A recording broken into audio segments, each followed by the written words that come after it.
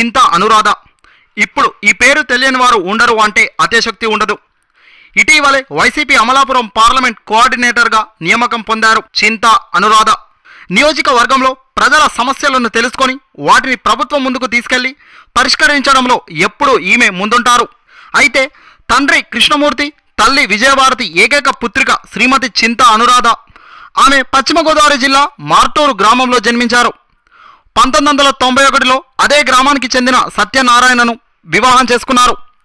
శ్రీమతి అనురాధ 2009లో అప్పటి దివంగత ముఖ్యమంత్రి వైఎస్ రాజశేఖర రెడ్డి సహాయంతో రాజకీయాల్లోకి వచ్చేశారు.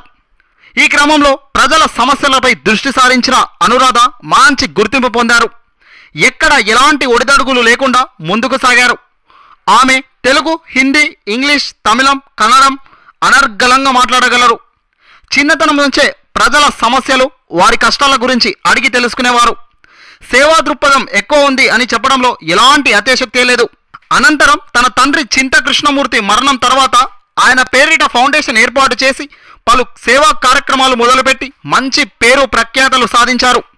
శ్రీమతి చింతా అనురాధ ఇలాంటి మరిన్ని సేవా కార్యక్రమాలు చేయాలన్న తపనతోనే వైసీపీలో చేరినట్టు ఆమె పలు సందర్భాల్లో చెప్పారు.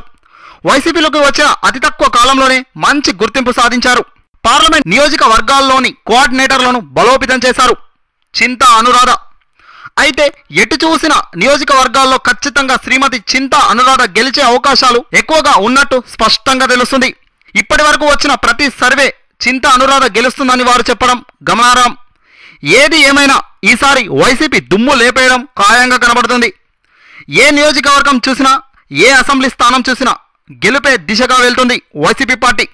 సో అమలాపురం ఎంపీ చింతా అనురాధ గారికి వైసీపీ అధినేత జగన్కి ఓ లైక్ ఇచ్చి అభినందనలు తెలుపుదామా మరి? అందరికీ నమస్కారం. ఓటర్ మహాశైలకు విజ్ఞప్తి. 11/4/2019 అనగా గురువారం జరగబోవు సార్వత్రిక ఎన్నికల సంగ్రామంలో ప్రతి ఒక్కరూ తమ అమూల్యమైన ఓటును ఫ్యాన్ గుర్తుపై ముద్రించి పార్లమెంట్ అభ్యర్థినైన నన్ను మరియు పార్లమెంట్ పరిధిలోని 7 నియోజకవర్గ అభ్యర్థులను అఖండ మెజారిటీతో గెలిపించే ప్రార్థన. ఇట్లు మీ చింతా అనురాధ, అమలాపురం పార్లమెంట్ అభ్యర్థి.